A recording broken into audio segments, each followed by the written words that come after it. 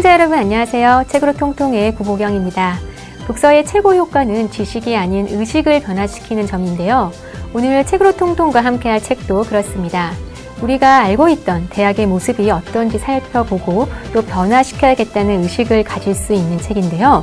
책미래 출판사에서 나온 흡혈귀가 지배하는 세상 대학입니다. 역사학자 이희진 박사님이 쓰신 책인데요. 제목부터 심상치 않습니다. 흡혈귀가 지배하는 세상, 대체 어떤 책일까요? 책 속의 영상을 먼저 보시고 본격적인 대화 나눠보도록 하겠습니다. 한국 교육 문제의 근원, 대학을 해부하는 취지로 역사학자이자 저자인 이희진 박사가 저술한 책입니다. 요즘 매스컴에서 이슈가 된 관피아를 뺨치는 대한민국 교수 사회를 낱낱이 파헤치며 합법적인 비리와 논문 표절에 대해 경고하고 있습니다. 역사를 통해 과거 제도와 지금의 대학을 비교하며 문제 제기를 합니다.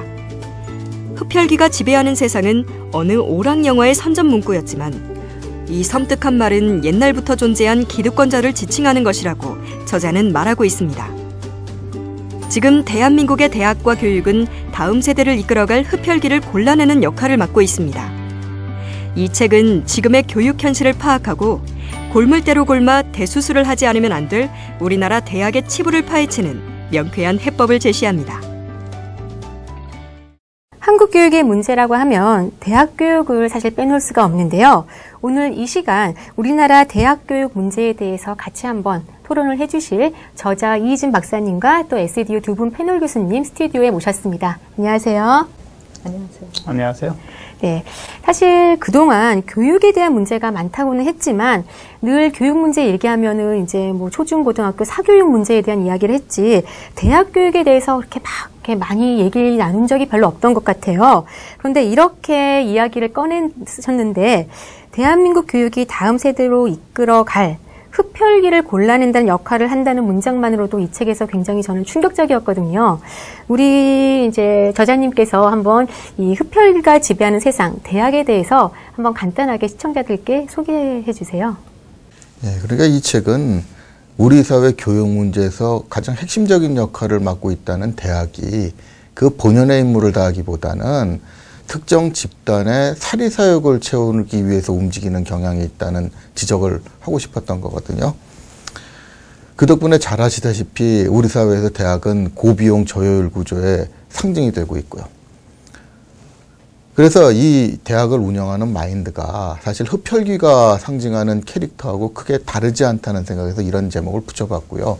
물론 책 하나로 큰 변화를 일으키지는 못하겠지만 작은 불씨 하나라도 남겨둔다는 생각 가지고 써봤습니다. 네, 흡혈귀가 지배하는 세상 대학. 우리 두 분 교수님께서는 어떻게 읽으셨는지 궁금한데요. 먼저 안 교수님부터. 네, 뭐 제목이 상당히 좀 충격적인데요. 안에 내용을 읽어보면 우리 대학에서 좀 별로 이렇게 노출하고 싶지 않은 드러내놓고 말하기가 좀 쉽지 않은 그런 내용들을 많이 써 놓으셨더라고요. 사실 읽으면서 이제 내내 뭔가 좀 불편했습니다. 그래서 저도 어쩌면 이제 이런 구조에 저도 모르게 이제 가해자가 되기도 하고 저도 모르게 또 피해자가 되기도 했던 뭐 그런 것이 아닐까 해서 읽으면서 공감 가는 부분도 있고 또 좀 반박하고 싶었던 그런 부분도 있고요. 그래서 약간 읽으면서 내내 긴장하면서 마치 어떤 제목이 의미하는 것처럼 무슨 남양 특집 드라마 하나 이렇게 긴 손에 땀을 쥐고 보는 듯한 그런 느낌으로 좀 사실 읽었습니다. 네, 불편함과 또 긴장을 놓칠 수 없다는 말에 저는 전적으로 공감을 하긴 하는데요. 우리 이 교수님은 어떠셨어요? 글쎄요, 우리가 개콘 보면 불편한 진실이라는 게 있죠. 그러니까 사실 누구나 불편한 진실을 알고자 하지 않기 때문에 어떻게 보면 사회가 과거의 문제를 계속 답습하고 있는 부분도 있다라는 생각이 듭니다. 그러니까 이 책을 읽으면서 어떻게 보면 이 땅에서 살아가는 지식인의 입장으로서는 상당한 용기가 필요하지 않았나라는 생각을 하기도 했어요. 누가 감히 이렇게 적나라하게 불편한 진실을 얘기할 수 있을까라는 그런 생각을 해보기도 했습니다. 또 한편으로는, 그러니까 사람이 이렇게 위치에 따라서 생각이 좀 다를 수 있는 것 같아요. 그러니까 제가 강사 시절에는 굉장히 공감을 더 많이 했던 부분이 있었을 거고, 근데 또 어느 날부터 이제 교수가 되고 난 다음부터는 사실은 또 현재의 위치에 생각을 하다 보니까 이 책에서 너무 아주 작은 부분을 일반화시키지 않았을까라는 그러한 또 생각이 들기도 하고, 그래서 저도 읽으면서 이렇게 좀 만감이 교차하는 그런 느낌들을 가지면서 읽었습니다. 그러나 사실 저자로서는 상당히 용기가 필요로 했던 그런 일을 하셨다라는 생각이 듭니다. 네, 이야기 나눌 것이 굉장히 많을 것 같은데요. 우리 책의 저자이신 이희진 박사님께도 궁금한 점이 굉장히 많습니다. 처음 자연과학을 전공하기 위해서 이렇게 대학에 들어가셨다가 또 인문학의 유학 때문에 역사학으로 방향을 바꾼 걸로 제가 알고 있는데요. 도대체 어떤 유혹을 받으셨길래, 인문학의 어떤 그 매력에 빠지셨길래 역사학을 배우셨는지, 또 역사학을 하면서 또 우여곡절도 많으셨다고 이렇게 책에서 밝히셨어요. 한번 궁금해요. 한번 말씀해 주세요. 뭐 사실 간단한 얘기 좀 먼저 하자면은 유혹보다는 어떻게 보면 제가 느끼는 교육의 문제를 어렸을 때부터 먼저 당했다고 할 수도 있을 겁니다. 당하셨다. 네. 아니, 저희 부친께서 좀 보수적이셔가지고 조금 당신께서 원하는 교육을 강요하시는 경향이 있어요. 특히 한문을 강제로 시키는데 그게 그렇게 싫더라고요. 그러니까 강요를 하니까 강요하는 과목을 안 해도 되는 쪽으로 가려니까 자연과학 쪽으로 가야 되더라고요. 저 동생들도 다 비슷한 성향이었거든요. 동생들은 성공했는데 저는 일단 대학을 가니까 이제 마음대로 내가 보고 싶은 책을 봐도 된다는 안도감을 가지니까 그때는 오히려 그때 당시 전공이었던 자연과학 책은 손에 잡히지도 않고 역사나 문학 같은 철학 같은 인문학이 잡히더라고요. 원래 적성도 그렇게 나왔는데 반항 때문에 갔다가 제자리로 돌아온 거죠. 네. 아마 우리 두 분 교수님들께서는 또 이제 앞서서도 말씀해 주셨지만 또 책을 읽으면서 또 저자에게 이것만은 꼭 한번 물어봐야 되겠다. 궁금한 점이 있으셨을 것 같아요. 한번 이제 저자분이 계시니까 한번 얘기 좀 나눠보시면 좋을 것 같은데 이 교수님부터? 네. 저는 책을 딱 받았을 때 흡혈구가 누구인가. 또 하나의 질문은 왜 이런 세상이 만들어졌다고 생각하는가? 이게 과연 대학만의 책임인가? 대학에 근무하고 있는 사람들만의 책임인가? 뭐 이런 질문을 한번 드리고 싶었어요. 그래서 저자를 만났으니 좀 그 부분에 대해서 조금 설명을 해주시면 독자가 훨씬 더 좀 읽기 쉬운 그런지 않을까라는 생각이 듭니다. 네, 어떻게 보면 이 책에서 가장 핵심적인 주제를 물어주셨다고 할 수도 있는데 상당히 좀 읽으면서 불편하셨을 거라고 생각을 해요.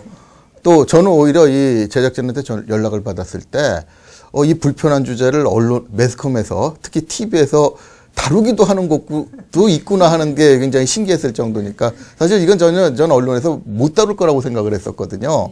그런데 이게 사실 그럼 첫 번째 흡혈귀는 누구인가 하는 게 굉장히 궁금하다고 하셨는데 간단하게 말씀드리면은 이 대학 사회 내에서도 기득권층이죠. 그러니까 사실 거의 특권에 가까운 혜택을 누리는 집단이 있지 않습니까? 그러니까 좀 이것도 불편한 얘기일지 모르겠지만 적나라하게 얘기를 하면은 대한민국만큼 교수가 인기 직업인 나라가 지구상에서 별로 없을 거예요. 그럼 인기 직업이라는 이유가 뭐겠습니까? 일은 안 힘들고 대우는 좋고 이런 거거든요. 그러면 그것이 그 당사자들의 뼈를 깎는 노력을 통해서 얻어졌다 그러면은 다 인정을 하죠. 그러니까 뭐 메이저리그에 뭐 추신수 선수나 유현진 선수 같은 사람들이 몇 억씩 받는 거 아무도 불평 얘기 안 합니다. 그거는 그만큼 노력을 하지 않으면 못 올라간다는 걸 알고 있거든요. 그런데 대학이 고비용 저효율 사회라는 건 솔직히 대학에서 기득권을 잡고 있는 사람들이 그런 운동선수들의 1000분의 1, 10,000분의 1만큼이라도 노력을 했느냐. 라면은 거기에 대해서 솔직히 공감하기가 어려울 겁니다. 그게 최근에 그 대표적인 예가 교육부 총리로 지명되신 분이 그 업적을 어떻게 쌓을 수 있었나. 그리고 그렇게 쌓을 수 있다는 게 드러나도 좀 적나라하게 말하면 장관만 안 하면 그만 아닙니까? 그거를 사실 다 용서를 해줬잖아요. 우리 저자분께서 이제 점점 이제 열기가 오르셨는데 스튜디오가 점점 불편해지고 있기도 하긴 한데 그다음에 우리 간단하게 말씀드리면 그게 언론이나 사회가 그런 행위를 공인을 해주는 것이고 대학은 이미 대학 교수로서는 그런 일을 해도 좋다는 거를 사회적으로 공인해 준 꼴인데 그것이 과연 작은 문제겠냐. 일부의 문제라고 얘기할 수 있는 건 아니지 않겠느냐는 게 제 생각입니다. 우리 안 교수님은 그러면 어떠셨어요? 한번 저자분께 저는 사실 뭐 딱히 뭐 질문을 드리고 싶은 것은 없었습니다. 이제 반대로 제가 좀 제 생각을 좀 말씀드리고 싶은 부분이 있었는데요. 이 교수라고 해서 모두 다 똑같은 교수가 아니다. 또 뭐 강사라고 해서 또 다 똑같은 강사도 아니다. 그러니까 지금 여기서 소위 말해서 기득권을 가진 교수라고 하실 수 있는 분들, 그런 분들은 저는 굉장히 극소수라고 생각합니다. 그래서 사실 우리 학교에서 이제 그런 얘기를 종종 하지요. 본인이 나온 대학처럼 생각하지 마라, 우리 대학을. 그런 얘기를 많이 하는데, 왜냐하면 우리가 학부 석사 박사 했던 그 대학교하고 지금 우리가 근무하고 있는 이 대학교하고는 좀 다르다.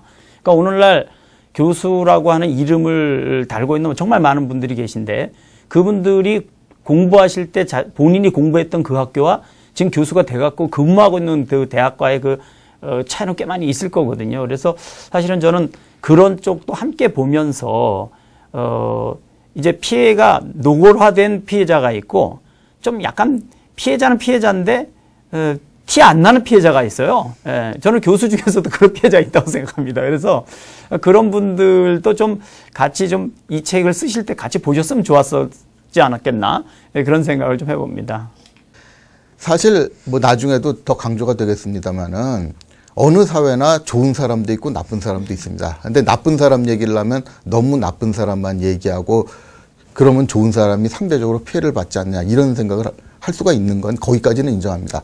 근데 제가 강조하고 싶었던 건 좋은 사람이 있느냐 마느냐, 이게 문제가 아니라는 거거든요. 과연 사회에서 원칙적으로 받지 못할 행위가 공식적으로 용납을 받고 있다면 그건 좋은 사람이 아무리 많이 있어도 소용이 없는 거 아닙니까? 원칙적으로 자기가 글을 쓰는 칼럼을 제자들한테 대필시킨다는 게 말이 됩니까? 근데 했잖아요. 그리고 그 일을 하고도 교수 생활하는데 아무 지장도 없었지 않습니까? 심지어는 그 글을 받아다가 많은 독자들한테 읽힌 언론사에서도 그 읽은 독자들이 아무도 문제를 삼지 않았지 않습니까? 언론사도 문제를 삼지 않고 밝혀진 지금에도 문제가 안 되고. 그러면은 이런 행위를 공공연히 공인을 해주는 상황이 좋은 사람 많이 있다는 얘기하고 어떻게 연결이 되겠습니까? 그 좋은 사람들이 여기에 대해서 눈 감고 있다는 얘기예요. 그럼 뒤집어 말해서 지금 교수 생활을 하는 사람들 중에서 양심 없는 사람들은 얼마든지 이런 행동을 해가지고 업적도 쌓고 유명해지기도 하고, 그래서 장관이나 고위직으로 진출하겠다고 나서기도 할 텐데, 이렇게 되면 오히려 양심 있는 사람들은 불리해지지 않습니까? 자기가 열심히 노력해서 업적 쌓는 거 하고 남이 거 적당히 베끼고 제자들 거 좀 누구든 도둑질해서 쌓는 거하고 누가 더 편하겠어요? 근데 주변에서 보면은 사람이라는 게 유혹에 약하지 않습니까? 이런 게 통해지면은 노력을 해서 업적 쌓는 사람들은 점점 줄어져요. 말은 열심히 공부해야 된다 그러면서 저 후배들도 보면은 날림으로 논문 써가지고 업적 채우고 그래서 출세하고 싶다는 생각을 얼굴에 써놓고자 할 정도로 노골적으로 되는데, 이런 경향이 문제가 된다는 얘기지 좋은 사람이 없다는 얘기는 아닙니다. 네, 그 대학 사회의 어떤 뿌리 깊은 어떤 고질적인 관행과 또 사회적으로 용인되는 어떤 그런 합의 수준이 사실 어떻게 보면 민감하게 대학이라고 하는 지성의 어떤 상아탑이라고 하는 어떤 그런 현장 속에서 사실 더 많이 비판받아야 되는 부분이 아닐까 하는 생각을 하게 되는데요.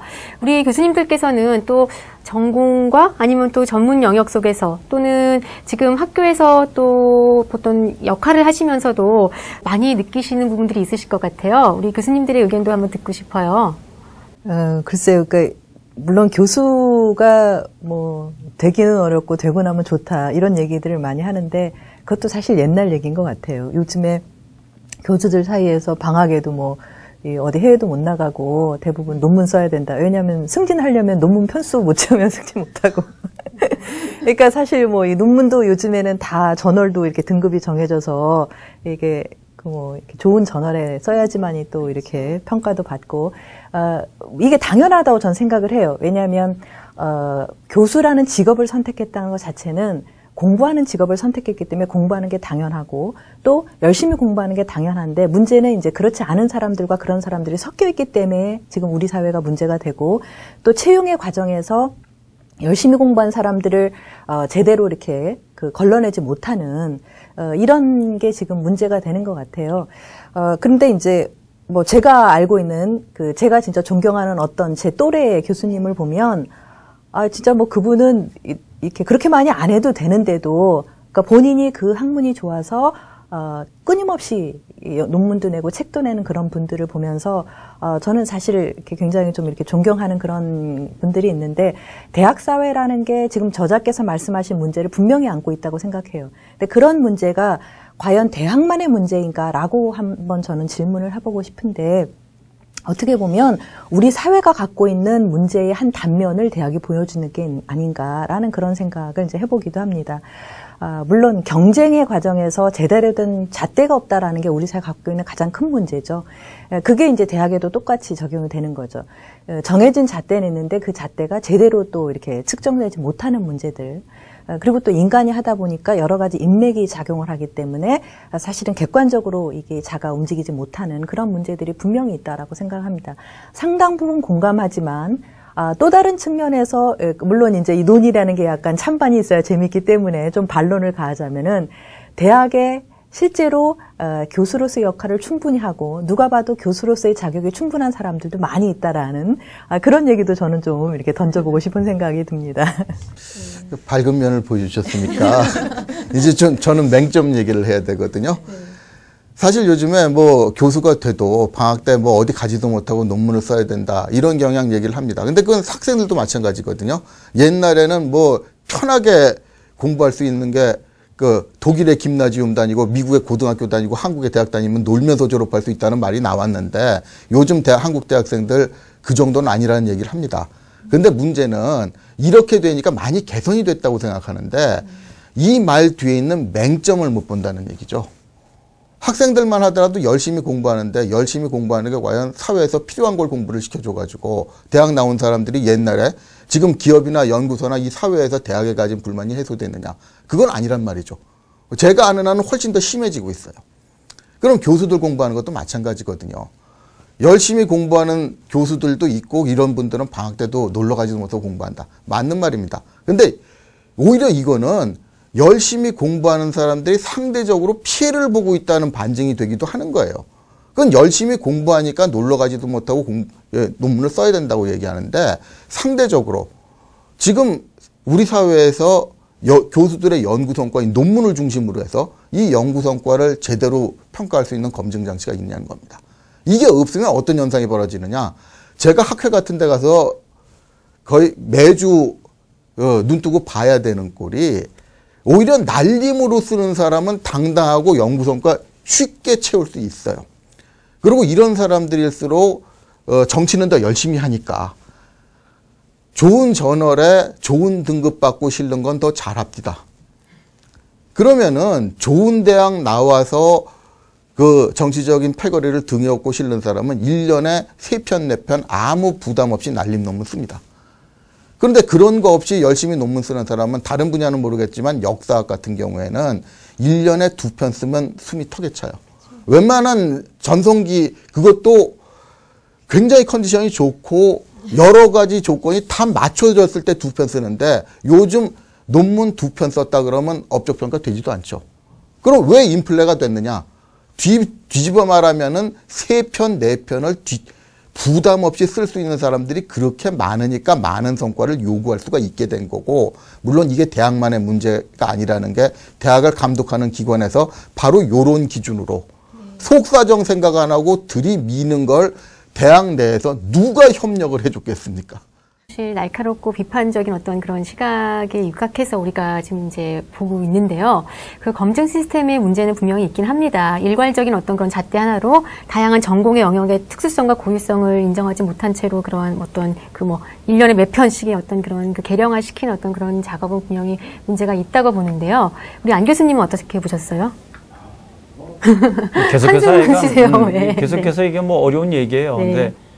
근데 사실 이제 그 분야가 아니면 잘 모르지 않습니까? 예를 들어서 역사를 제가 말하면 좀 신뢰가 되는 것처럼 교육을 잘 모르는 사람들이 교육을 어떤 자기가 가진 잣대를 가지고 이 평가한다는 것 자체가 좀 문제인 거죠. 그러니까 어떻게 보면 대학에 안 있는 사람이 대학을 평가하고 또 조금 다른 얘기로 하자면 불 한 번 꺼본 적도 없는 사람이 예를 들면 이제 소방관들을 지휘하고 뭐 이런 식이죠. 예, 좀 극단적으로 얘기하면 아주 뭐 예외이긴 합니다만 예를 들어서 군대 안 간 사람이 군대를 지휘하는 그런 거나 마찬가지인 거죠.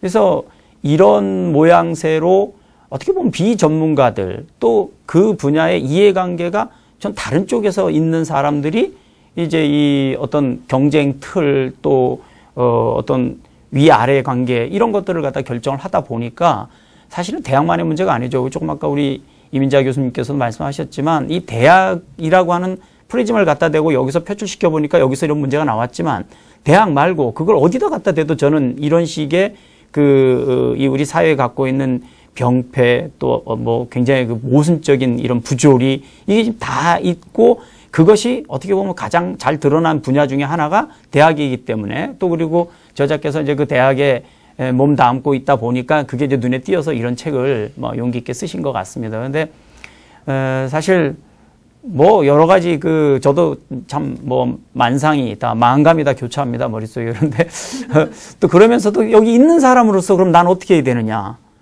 그러면 뭐 이걸 그냥 수용하고 갈 거냐? 아니면 저도 용감하게 같이 책 한 권을 쓸까? 이건 또 이제 모든 사람이 같은 그런 어떤 행동을 할 수는 없는 거죠. 그래서 저는 저 나름대로 제 방식대로 제가 할 수 있는 일을 하겠다라는 사실 이 책을 보면서 저는 내내 그런 생각을 했습니다. 그래서 조금은 그 피해자라고 생각하는 분들 또 그분들의 입장을 좀 생각해 보고 또 그리고 궁극적으로는요 어떤 예를 들어서 뭐 교수가 되려고 했는데 안 된 사람이라든가 뭐 이런 사람의 문제가 아니라 대한민국 자체가 문제입니다. 여기서 교육받은 사람들이 정말 저도 이제 자식을 키우니까 그런 생각을 드는데요. 애한테 책 좀 보라고 말을 못 해요. 왜냐하면 교과서 아닌 책을 지금 보다가 어떻게 그 친구가 대학을 제대로 가겠어요? 근데 말씀하신 여기 또 책에 나와 있는 얘기 보면 그렇게 해서 대학을 간들 또 대학 결국은 잘못하면 흡혈귀가 되는 거고 아니면 흡혈귀한테 그 피를 빨리는 좀비가 될 판인데 이 구조 자체를 이제 바꾸는 어떤 그런 노력을 좀 해야 할 텐데 어떻게 하면 내가 그런 노력을 할 수 있을까? 사실 그런 좀 고민을 해봤습니다.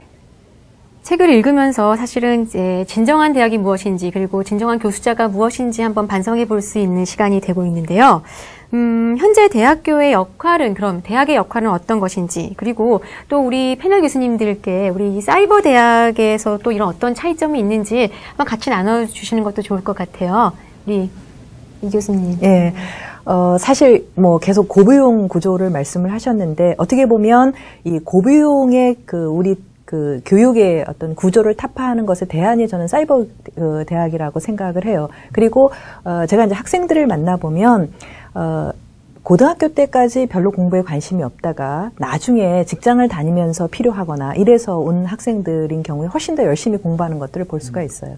그러니까 제가 볼 때는 공부라는 건 동기가 중요하다고 생각을 해요. 그래서 꼭 대학교의 정년기가 아니어도 언젠가 내가 필요할 때는 공부할 수 있는 대학이 있다라면 우리 모두가 다 고등학교를 졸업했을 때 다 대학을 가야 된다는 강박관념에 시달리지 않을 수 있다라고 생각을 해요. 지금 우리 사회의 문제는 대학의 문제라기보다는 사회의 문제라고 보는데 학력에 대해서 너무 집착이 강하다라는 거죠. 반드시 대학을 졸업해야 되고 대학을 졸업한 사람은 반드시 석사와 박사를 해야지만이 직장에서 뭔가 불이익을 당하지 않을 수 있다라는 그런 강박관념에 시달리고 있는데 우리가 원할 때 언제라도 학교를 갈 수 있는 어떤 대안으로서 사이버 대학이 제대로 발전할 수 있다라면 그때그때 이렇게 강박관념에 시달리지 않고 본인의 일들을 선택할 수 있다라는 생각이 들어요. 그러니까 고등학교만을 졸업하고 자기 일을 하다가 필요하면 다시 대학에 들어갈 수 있는 그러한 어떤 문화를 만들어 가는데 사이버 대학이 상당히 중요한 역할을 할 수 있고 또 보다 더 질 좋은 사이버 대학을 만들어 갈 수 있다라면 대안적인 어떤 교육의 시스템으로 자리 잡을 수 있지 않을까 그런 생각을 해봅니다. 안 교수님은 어떠셨어요? 네, 우리 이 교수님이 아주 말씀하신 데 전적으로 공감합니다. 대학이 여러 가지 우리 흔히들 학문 중심 대학 그다음에 또 어떤 교육 중심 대학 그런 표현을 하는데요. 그 교육 중심 대학이라는 표현은 사실 살짝 돌려서 이야기하면 이제 결국은 취업 준비하는 쪽으로 더 중심이 맞춰져 있다. 그 표현을 좀 좋은 표현으로 말한 거거든요. 근데 정말 그러면 사이버 대학은 어떠냐? 저는 좀 다르다고 생각합니다. 일단 전공이나 이런 것도 보게 되면 일반 대학교에서 강의하고 있는 그런 동일한 전공을 갖고 있는 것도 있지만 또 한편으로는 저런 전공이 있구나라고 싶을 정도로 특이한 전공, 그리고 그 특이한 전공이 어떤 뭐 자기가 취업을 한다든가 먹고 사는데 도움이 되는 게 아니라 자기 자신을 성찰하거나 혹은 어떤 자아 실현하는 데 도움이 되는 이런 학과가 있거든요.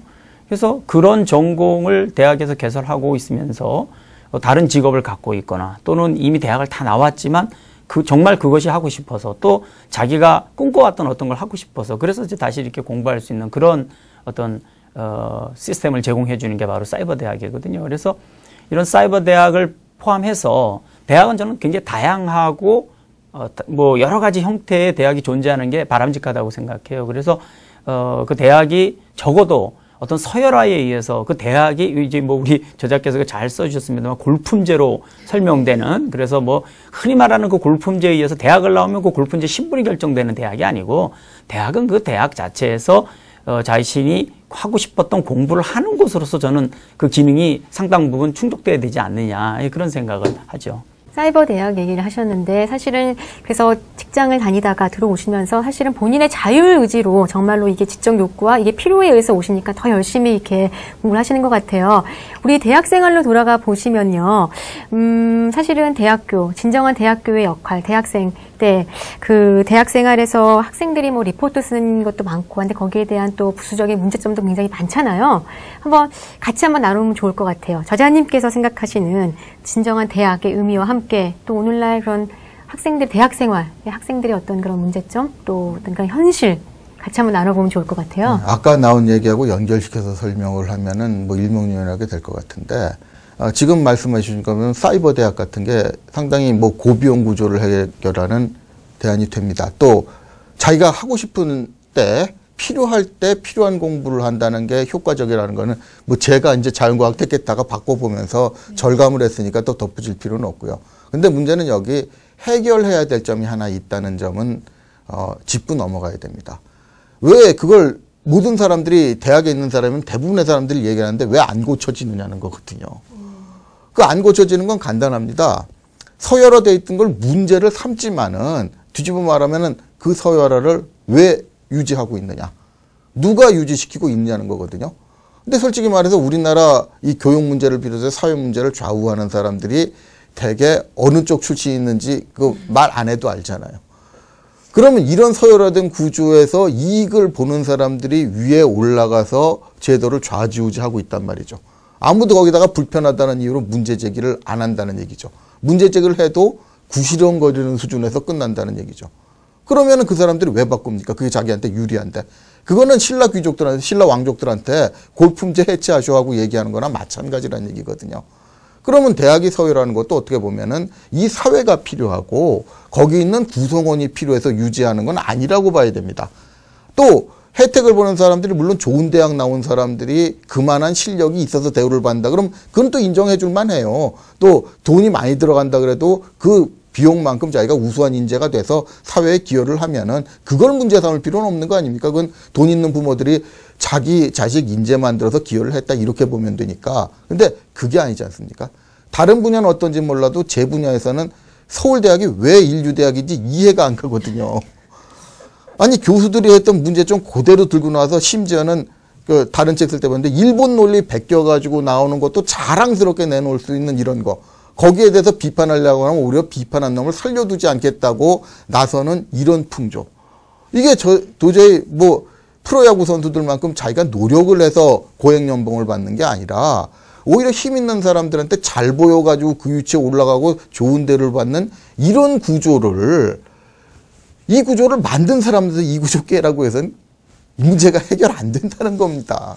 저도 저자께서 말씀하신 부분에 뭐 동의하는 부분은 있는데 왜 이 사회가 학벌 위주의 사회가 되었는가? 왜 부모들은 아이들을 명문대에 보내기 위해서 초등학교 때부터 사교육을 시키고 사교육비에 모든 돈을 탕진하고 결국 말년에 본인의 노후 자금마저도 준비하지 못하는 이런 불행한 현실에 우리가 직면해 있는가를 생각해 보게 하는 그런 대목이라고 생각을 해요. 근데 학벌위주의 사회가 됐던 것은 평가를 할 수 있는 시스템이 제대로 발전하지 않았기 때문에 저는 그렇다고 생각을 해요. 그러니까 그 어느 대학을 들어갈 때 시험 본 그 성적 이외에는 사람들을 평가할 수 있는 시스템이 좀 더 구체화되고 아주 이렇게 그 정교하게 만들어지지 않았기 때문에 고등학교 3학년 때의 이 성적이 평생을 따라다니는 이런 이 불합리한 사회가 만들어지지 않았나 싶어요. 근데 이미 사회는 너무나 다양화되었고 이 다원화된 사회에서 인재를 뽑아 쓰는 것도 사실은 각 분야마다 각각의 기업이나 학교들이 자신들에 맞는 평가 시스템을 만들어야 된다고 저는 생각이 듭니다. 예를 들어서 빌 게이츠 같은 사람은요, 명문대 사람만 쓰지 않는다라고 저 들었어요. 그러니까 그만큼 자기네들이 원하는 사람을 정확하게 뽑아낼 수 있는 자신감이 있는 거죠. 그렇지만 우리 사회는 아직도 그러한 어떤 자신감이 없기 때문에 기업에서도 일단 학벌 위주로 좋은 데 출신들을 뽑으면 안전하다고 생각을 한다라는 거죠. 이렇게 심각하고 씁쓸한 얘기가 계속 진행이 되는데 그럼에도 불구하고 제가 2번을 강조했지만 그래도 또 다른 측면에서 또 이렇게 정말 너무 이상적인 얘기일지 모르겠지만 그래도 또 합리적으로 또 정말 실력으로 또 승부하고자 하는 어떤 그런 현실이 있기 때문에 그럼요. 그렇기 때문에 이렇게 같이 논쟁을 할 수 있는 그럼요. 이런 자리가 네. 있지 않았나. 그래서 아까 2번째 문제가 되는데 그럼 우리가 이제 우리가 가르치는 학생들은 어떻게 되고 좀 어떤 상태에 있고 그래서 어떤 대안이 있는가 이런 게 심각하게 문제가 되지 않습니까? 근데 이제 뭐 다른 분들도 뭐 강의를 해보시면 알겠지만 제가 강의 들어가서 첫 강의에 꼭 하는 얘기가 있고 학생들도 조금 강의 막판에 되면 이해하는 문제가 있습니다. 처음에 얘기할 때면 이걸 이해를 못해요. 도대체 요즘 학생들이 말하기, 듣기, 읽기, 쓰기 제대로 하느냐. 처음에 이거 물으면 뭔 초등학생이냐. 뭐 내가 한글 못 읽어갈 때 이렇게 얘기를 하는데 대학에서 말하는 읽기, 쓰기, 말하기, 듣기라는 게 단순히 글자 읽는 게 아니잖아요. 아주 이거는 어느 전공을 하든 사회에 나가서 가장 필요한 능력인데 글을 읽으면은 이 글이 무슨 의미를 갖고 있고 나한테 어떤 의미를 전달해 주는지 그거를 파악을 해야 되잖아요. 그걸 못해요. 그러니까 레포트 같은 걸 쓰는 게 문제가 되는 게 우리도 근데 대학 다닐 때 그렇게 레포트 써봤지만 레포트 내면 이것저것 짜집게 해가지고 그냥 내면 되지 않습니까? 그러니까 짜집기 잘한 사람이 사실 우리 많이 해봤는데 사실 우리 때는 그래도 책 여러 개 놓고 편집이라도 했지만 그쵸. 그때는 워드도 없어서 우리가 책을 보고 일일이 썼잖아요. 요즘 워드가 문제가 아닙니다. 레포트 써주는 사이트 있어가지고 그냥 다운받으면 돼요. 근데 사정 모르면 외국에서 이제 선진국이지만 디지털 문화가 발달되지 않은 외국에 갔다 온 사람들은 그 사정도 모르고 학부생한테 레포트를 냈더니 뭐 석사 박사 뺨치는 거 가져왔다고 좋아해요. 자기가 썼겠어요. 다운받았지. 이런 것까지 되니까 요즘 대학 교육의 문제는 학생들이 생각을 하질 못하게 가르친다는 거예요. 고등학교 때까지는 기초교육이니까 그리고 이제 인정을 해준다고 하더라도 그것도 심각한데 대학에 와서도 그대로 해버리면 사회에 나가서 그런 학생들이 무슨 역할을 하겠어요. 그러니까 책에도 썼지만 요즘에는 사회에서 신입사원 무섭다는 소리 나오지 않습니까? 근데 요즘에는 그래서 기계로 또 이 표절한 레포트를 찾아내는 프로그램도 돌립니다. 아니, 그것도 맹점이 있어요. 예, 그러니까 이게 우리가 뭐 이제 항상 이게 중국말에 그런 말이 있어요. 위에 정책이 있으면 밑에 대책이 있다. 이런 말이 있는데 사실 우리 사회도 그렇게 하면서 진화해 간다라고 저는 생각을 합니다. 그리고 또 다른 측면에서 보면은 교수님들이 학생들한테 레포트를 요구했지만 레포트를 어떻게 쓰는가에 대해서는 강의하는 교수님이 없다라는 거죠. 그러니까 어떻게 보면 학생들한테 표절을 했다라고 혹은 짜집기를 했다라고 비난하기 전에 레포트를 내주면서 어떻게 하면 리포트를 쓸 수 있는지에 대한 방법을 먼저 알려줬어야 된다라고 저는 봅니다. 그러니까 우리 교육이 어떻게 보면 선호가 바뀌어 있는 교육들이 있어요. 그러니까 그런 측면에서 대학의 교육을 다시 한번 생각해 볼 필요가 있다라는 부분에는 저도 뭐 전적으로 동의를 합니다. 그래서 나름대로 전 간단한 대안을 내세우는 게 레포트를 그냥 받아서 교수가 읽어보는 것만 가지고는 검증이 잘 안 되거든요. 그래서 저는 꼭 공개 발표시킵니다. 네, 공개 발표 시켜가지고 질문 받고 그 토론을 시켜보면 본전 나와요. 설명하는 과정에서. 안 보고 썼다는 거. 좀 심하게 얘기해보면 저희들 같은 게 좀 읽어보면 알잖아요. 앞뒤 안 맞는 내용이 분명히 들어가 있는데 그게 앞뒤가 안 맞는다는 걸 의식을 못해요. 근데 토론하는 과정에서 그게 다 드러납니다. 그래서 제가 검증을 강조하는 게 이런 겁니다. 이렇게 공개적으로 발표를 시키고 제대로 토론을 하면 다 드러날 문제고 여기서 극복될 수 있는 문제들이 많은데 문제는 이 대학의 기득권을 잡고 있는 사람들은 그거를 못하게 한다는 얘기죠. 제 나름대로 이 새로운 현상이 좀 일어나고 있다는 부분도 좀 볼 필요가 있다. 예를 들면 이런 거죠. 우리 IT 분야 같은 경우에는요, 지금 이제 IT 산업 자체가 우리 사회에서 그 차지하는 그 비중도 큽니다. 이런 분야는 보게 되면 학력하고 관계없이 뭐 심지어 뭐 고등학교도 제대로 졸업하지 못한 사람들 중에서도 지금 프로그래밍이나 뭐 그 디자인 쪽, 그래픽 디자이너 이런 쪽에 그런 분들이 굉장히 그 많이 또 진출하고 계신 분들이 계시고요. 또 이제 제가 그 전공하고 있는 무역 분야만 해도 그렇습니다. 과거에는 그 무역 분야의 그 우수한 그 뭐 여기서 평가하는 그 좋은 대학을 나온 사람들이 많이 활동을 했었는지 모르겠지만 최근에는 그렇지 않습니다. 최근에는 그 좋은 대학이 아니더라도 아주 진취적인 그런 어떤 기상 그리고 건전한 상식과 교양이 있는 사람들이 오히려 더 좋은 성과를 내고 또 뭐 여러 가지 업적을 내는 경우가 많이 있거든요. 그래서 이제 이미 우리가 문제는 다 알고 있습니다. 사실 그 현상은 다 이미 우리가 익히 알고 있는 거죠. 그리고 사실은 답도 알고 있어요. 우리 극단적으로 이야기하면. 근데 우리가 그걸 이제 바꿀 수 있는 방법을 딱히 못 찾은 거죠. 그건 이제 안타깝지만 그래서 이런 방법들을 어쩌면 이제 제일 우리 저자께서는 대학에서 먼저 찾아야 되지 않느냐라는 저는 그런 생각을 갖고 계신 것 같습니다. 그래서 저는 거기에 공감합니다. 그래서 대학이 그런 걸 먼저 좀 찾아야 하고 그리고 대학에 있는 분들이 갖고 있는 힘을 발휘를 해서 우리 사회를 이런 쪽으로 좀 바꾸는데 뭐 노력해야 되지 않겠느냐. 좀 그렇게 저는 이렇게 하면 좀 살짝 혹시 낙관주의적인 결론이 될까요?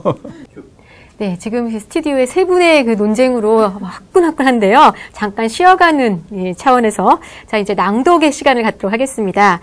책을 읽으시면서 이제 물론 이렇게 첨예하게 대립하는 부분도 있고 우리가 같이 또 공감하지 못하는 부분도 있었지만 또 책을 읽으면서 그래도 이 부분은 정말 맞다. 뭐 공감하거나 혹은 또 이렇게 우리 독자들 또 시청자들께 들려주고 싶은 부분이 있으실 것 같아요. 한번 우리 우선 교수님들의 직접 육성으로 낭낭한 목소리로 한번 낭독 한번 부탁드릴게요. 이거 뭐 책을 보고 낭독해도 되는 건가요? 예.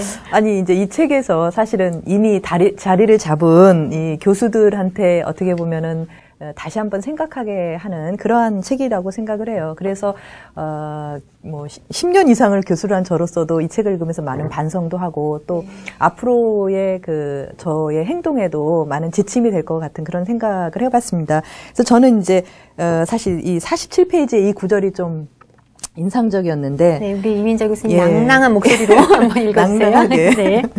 심지어 복받은 직업이고 하늘이 낸다는 교수까지도 불평이 많다. 뭐 누구나 인간은 다 불편이 많죠. 교수는 직업이 아니라 교수형 받는 자리라나 뭐 이런 냉정하게 사리 분별을 해보자면 웃기는 분평이다. 그동안 각종 시험을 잘 봤든 못 봤든 그 자체가 사회에서 차별 대우를 해주어야 할 이유가 되는 것은 아니다. 정작 필요한 것은 교육받아 키운 능력이 다른 사람들에게 얼마나 도움이 되느냐는 점이다. 그러니까 어떻게 보면 학생들을 가르치는 교수로서는 사실 학생들한테 얼마나 도움이 되는 교수냐는 게 가장 중요한 문제인 것 같아요. 근데 우리는 살면서 늘 투덜이 스머프처럼 계속 불평을 하고 살죠. 그러니까 어떻게 보면 불평이라는 게 넋두리 같은 걸 수도 있고 하소연일 수도 있다라고 봐요. 근데 교수들이 이 부분에 대해서 좀 더 한번 생각을 해봐야 되지 않을까. 어쨌든 한국 사회에서 교수는 뭐 저는 그렇게 생각해요. 혜택받은 직업이라는 생각을 합니다. 여러 가지 측면에서. 그렇다면 마치 과거에 영국이나 이런 데서 귀족들이 귀족의 그 지위를 누리기 위해서 많은 어떤 의무를 했던 것처럼 교수들도 본인의 그 주어지는 혜택에 부응할 수 있을 만큼의 사회에 뭔가 기여를 해야 된다고 생각을 합니다. 그런 부분에서 이 부분이 상당히 인상적이었다라는 생각을 합니다. 안 교수님은요? 네, 우리 이 박사님이 아까 검증 얘기하셨는데 사실은 제가 그 검증 대목이 제가 인상 깊었던 부분이에요. 제가 한번 읽어볼게요. 원칙적인 측면만 볼 때 대학이라는 곳은 사회에서 상당히 중요한 역할을 한다. 그 역할 중 하나가 검증이라는 것이다. 시대가 시대니만큼 그 역할은 더 커지게 된다. 시대가 지나면 지날수록 사회는 복잡해지기 마련이기 때문이다. 그에 발맞춰 각 분야도 세밀하게 나뉜다. 이렇게 되니 사람 하나하나가 소화할 수 있는 지식에 한계가 생긴다. 원시시대야 사람마다 각각 집을 짓고 사냥도 하고 농사도 지었을 것이다. 하지만 요즘은 어림도 없다. 농사꾼이 현대식 건물을 짓는 것은 고사하고 기본적인 설계조차도 이해하기 어려운 시대다. 그래서 각 분야마다 깊은 지식을 가진 전문가들이 생겨난다. 사회에서 이들의 역할은 절대적이다. 유능한 전문가들이 없거나 부족하기만 해도 그 분야와 관련된 일에 관한 한 사회 전체가 타격을 받는다. 이제 마지막 대목입니다. 대학은 바로 그런 전문가들을 양성하고 활동할 수 있는 기반을 주는 곳이다. 그래서 대학이라는 곳이 단순한 학교 이상의 중요성을 가지게 되는 것이다. 그 뒤에 이제 문제가 나온다고 하셨는데, 여기가 이제 이 검증의 중요성과 대학의 그 검증 기관으로서의 역할을 아주 피력한 곳인데, 이 부분은 저는 아주 깊이 공감해서 한번 읽어봤습니다. 네, 그럼 이제 우리 저자분께서도 한번 시청자들에게 토론 본인의 의견을 한번 낭독할 수 있는 그런 시간이 좀 좋겠는데요. 제일 많이 나온 내용 얘기를 해야 될 것 같습니다. 교육계에 좋은 사람도 많은데 일부 사례를 가지고 전체의 문제인 것처럼 대부분의 교육제를 매도하는 방향으로 몰아간다는 말 반드시 나올 것이다. 얼핏 듣기에는 그럴듯한 말이 왜 변명밖에 안 되는지도 밝혀두고 싶다. 주도성과 대표성을 누가 가지고 있느냐는 이런 평범한 원리와 별개의 문제다. 99%의 좋은 사람은 대표성을 안 좋은 사람들이 가지고 있을 경우엔 결정적인 문제에 별 의미 없는 숫자에 불과하다. 그럼에도 불구하고 사리사욕을 채우기 위해서 움직이는 자들이 제일 적극적으로 팔아먹는 존재가 바로 이 침묵하는 다수다. 이 말씀을 좀 드리고 싶습니다. 네, 그럼 이제 잠시 또 쉬어가는 시간으로 흡혈귀가 지배하는 세상 대학과 함께 읽으면 좋을 책이 어떤 책인지 영상으로 보시고 나서 더욱더 깊이 있는 대화 나눠보도록 하겠습니다. 안녕하세요. 책으로 통통 함께 읽으면 좋을 책 코너의 한지은입니다. 오늘 여러분과 함께하는 책은 흡혈귀가 지배하는 대학인데요. 이 책과 함께 읽으면 좋을 책이 어떤 것이 있는지 함께 살펴보시겠습니다. 첫 번째 책은 사회를 말하는 사회입니다. 한국 사회가 버려야 할 새로운 가치를 찾기 위해 피로사회, 단속사회 등 우리 사회를 읽을 수 있는 30개의 키워드를 골라서 다양한 이력을 가진 저자들이 각자의 시각으로 이 사회를 해석하고 분석합니다. 이것을 통해 한국 사회 저변에 흐르는 변화의 양상을 짚어보고 흩어져 있던 담론들이 어떻게 적용되는지 알아볼 수 있습니다.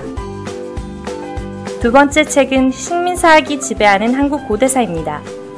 건국 70년이 되도록 한국 고대사 연구에서는 식민사관이 청산되지 못한 채 뿌리를 깊이 내려 학계에서 영향력 있는 주류로 성장했습니다. 저자는 식민사관에 대해 반역사적 태도를 학문의 이름으로 포장한 것에 불과하다고 역설하고 있습니다. 이 책은 고대사 학계에 남아있는 식민사관을 드러내면서 이것을 넘어서기 위한 해석들을 담아내고 있습니다. 마지막으로 세 번째 책은 한국 교육을 말한다입니다. 한국의 나쁜 교육을 반성하고 아이들의 학교가 희망과 행복의 공동체가 될 수 있는 길을 찾습니다. 저자는 착한 교육을 통해 학교가 자녀들의 전인적 성장을 돕는 건설적인 공동체가 되도록 모두 함께 고민해야 한다고 강조합니다. 이 책은 바로 이런 반성과 고민, 그리고 해결책을 이야기하고 있습니다. 어떠셨나요? 오늘 제가 말씀드린 세 권의 책을 함께 읽어보신다면 흡혈귀가 지배하는 대학을 보다 쉽고 재미있게 읽을 수 있으실 것입니다. 그럼 다음 시간에 뵙겠습니다. 네, 영상을 보니 정말 함께 읽어도 정말 좋은 책인 것 같은데요. 우리 교수님 어떤 책 한번 추천해주고 싶으세요? 저는 한국 교육은 말한다. 나쁜 교육, 좋은 교육. 뭐 이런 책을 한번 읽어보면서 이 책하고도 비교도 좀 해보고 한국 교육에 대해서 다시 한번 생각해보는 것도 좋을 것 같습니다. 교수님. 네, 저는 그 저자분이 이런 책을 쓰신, 근데 이 책은 사실 전공서적은 아니지 않습니까? 그래서 저자분이 원래 전공하고 있는 그 사학 분야, 특히 이제 그 한국 고대사 분야의 책을 쓰신 게 있던데, 식민사학이 지배하는 한국 고대사. 이 책을 보게 되면, 뭐 우리 특히 이 분야는 사람들이 관심도 많고요. 그러면서 내용은 또 잘 모르지 않습니까? 그래서 전문가적인 식견을 통해서 한번 우리가 지금 말씀하신 이 책을 더 잘 이해하게 될 수 있지 않을까, 그런 생각을 해봤습니다.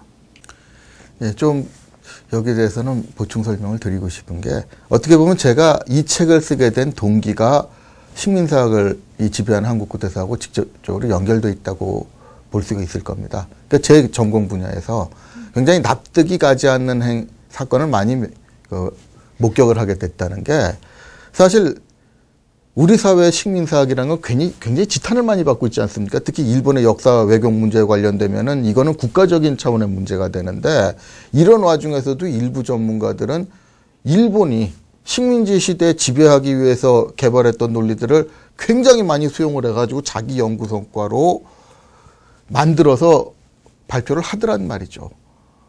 납득이 안 가는 논리라 저는 여러 가지 문제를 제기했는데 그 과정에서 아까 말한 대로 발언이 제지된다든가 심지어는 이제 뭐 그 말을 했다는 그 연구 성과들은 점점 발표하기가 어려워지더라고요. 그래서 한 7, 8년부터는 아예 논문을 못 씁니다.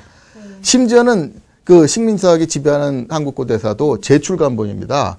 한 몇 년 전에 냈는데 책이 절판이 돼가지고 이걸 다시 그 사람들이 원하는 경우도 많은데 없으니까 제출간을 했거든요. 그러니까 책을 보시는 분들 알겠지만 제출간이라는 게 법적 도의적으로 절차 다 밟아서 하면 아무 문제가 되지 않지 않습니까? 근데 저 책에 대해서 재탕이라고 몰아붙이는 사람들이 온라인에 활동하더라고요, 실제로. 이게 뭐냐면은 어떤 내용을 가지고 제대로 검증하기보다 상대방을 매도를 해서 자기들의 원하는 목적, 그러니까 식민사학의 문제도 저런 정치적인 좀 안 좋은 저질 정치 행태를 보여서 자기들의 목적을 달성하는 사람들이 아직은 굉장히 많다는 얘기예요. 네, 한번 꼭 읽어보고 싶은데요. 예, 흡혈귀가 지배하는 세상 대학을 정리해 주시는 개념으로 한번 우리 두 분 교수님께서 1분 서평 각각씩 한번 해주세요. 우리 이 교수님. 예. 뭐 이 책이 사실은 불편한 진실을 얘기하면서 또 우리한테 한국 사회에서의 대학을 다시 한번 생각하게 하는 그런 책이었다라고 생각을 합니다. 저 개인적인 소망은 이 책에서 지적한 것들이 조금은 더 개선이 되고 그래서 사실 저자께서는 뭐 이 책을 쓰시면서 평소에 지난 20여 년간 이 학계에서 활동하면서 받았던 상처, 근데 그게 저자 개인만의 상처는 아닐 거예요. 제가 아는 선후배들도 그런 상처를 안고 있고 또 저도 그런 경험이 있었을 거고 그래서 이런 상처받는 사람들이 좀 더 줄어들고 또 상처가 치유되는 그러한 대학 사회로 변모할 수 있다라면 저자가 비록 역사학 분야에서 책을 출간하는 게 상당히 제지를 당했지만 이 책 한 권이 사실은 훨씬 더 많은 역할을 할 수 있지 않나라는 그런 생각을 해봅니다. 네, 우리 안 교수님. 네, 뭐 제목에 대학이 들어가니까요. 이 대학이 할 본연의 기능, 아까 제가 잠깐 읽었습니다만 검증이죠, 검증. 결국 이제 어떤 사회 리트머스 시험지가 돼가지고 우리 사회가 지금 정상인지 비정상인지를 체크해 줄 수 있는 기능을 대학이 하는 건데 그 대학마저 어떻게 보면 오염돼 있으면 곤란하다라고 하는 거를 아주 날카롭게 지적을 하신 그런 책이고요. 이 책으로 어떤 메아리 없이 그냥 끝나게 되면 굉장히 안타까울 것 같아요. 그래서 저는 이 책을 특히 우리 교수님들이 좀 많이 보시고 좀 깊이 생각할 수 있는 그런 계기가 됐으면 좋겠다. 그렇게 생각합니다. 네, 답변 잘 들었습니다. 오늘 책으로 통통과 함께하고 있는 흡혈귀가 지배하는 세상 대학. 시청자분들은 어떻게 보시고 계신지 궁금한데요. 이 방송을 보신 여러분들 가운데 짧은 시청 소감을 아래 보이는 자막 메일로 보내주시면 5분을 선정해서 흡혈귀가 지배하는 세상 대학 한 권씩 보내드리도록 하겠습니다. 시청자 여러분의 많은 참여 부탁드립니다. 우리 이 박사님, 탈고하는 부분에 있어서 만약에 조금 더 시간이 있었다면, 물론 책에 우리 저자님들은 다 아쉬워하시는 분들이 있을 것 같아요. 글을 쓰는 사람이면 누구나 한 번쯤 그런 생각이 들으실 텐데, 탈고하는 부분에 있어서 뭐 일주일 아니면 조금의 더 시간이 있었다면 또 어떤 점을 보완하고 싶으셨어요? 다른 책들은 되게 그게 굉장히 아쉬움이 많이 남는데 아쉽지도 않으세요? 이 책은 아쉬움을 남길 여유가 없었어요. 그러니까 이 책을 읽어보시면 알겠지만 5년 전에 있었던 사건들이 많이 나올 겁니다. 5년 전에 원고 완성을 해놓고 이 불편한 내용이라고 출간을 안 해줘가지고 출간하는 데를 먹다 보니까 마지막에는 원고가 빚만 봤으면 좋겠다는 생각밖에 안 들더라고요.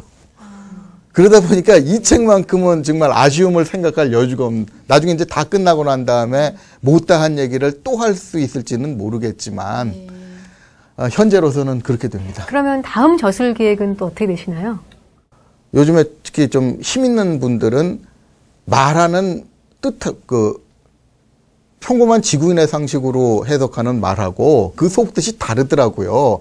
그래서 제가 그 원인을 아무래도 좀 그분들이 지구인들 사이에 외계인이 많이 침투해 있지 않나 싶어요. 옛날 천손사상부터 시작해서 저 멀리 하늘에서 내려서 자기들은 굉장히 그 뛰어난 집단이고 좀 미천한 것들하고 다르다고 생각하는 분들이 많은데 그분들의 언어를 좀 통역을 할 수 있는 외계어 사전 같은 거 한번 집필을 해볼까 이런 생각까지 해봅니다. 흡혈귀 시리즈로 가셔도 괜찮을 것 같은데 어떠세요? 그 기회가 닿으면요. 요 사장님이 너무 손해를 안 보셔가지고 다음 것도 기회를 해보겠다 그러면은 추진을 해보는 것이고. 근데 솔직히 제가 아무리 하고 싶은 소리를 하고 싶어도 출판사 망하게 하면서는 못하겠더라고요. 네, 오늘 좋은 말씀 감사합니다. 오늘 책으로 통통과 함께한 흡혈귀가 지배하는 세상 대학 어떠셨나요? 한국 대학 교육 문제에 대해 더 깊고 자세하게 알 수 있었던 시간이 아니었나 싶습니다. 대한민국 교육이 다음 세대를 이끌어갈 진정한 역할을 할 수 있도록 해야겠다는 의식의 변화가 좀 생긴 것 같은데요. 이 방송을 보신 시청자분들과 또 교육에 몸담고 계신 분들도 많은 각성이 있으셨길 바랍니다. 지금까지 흡혈귀가 지배하는 세상 대화과 함께했습니다. 바쁘신 와중에도 출연해주신 저자 이희진 박사님께 그리고 또 좋은 말씀 나눠주신 이민자 교수님, 안병수 교수님께 감사 말씀드리며 이만 물러가도록 하겠습니다. 고맙습니다.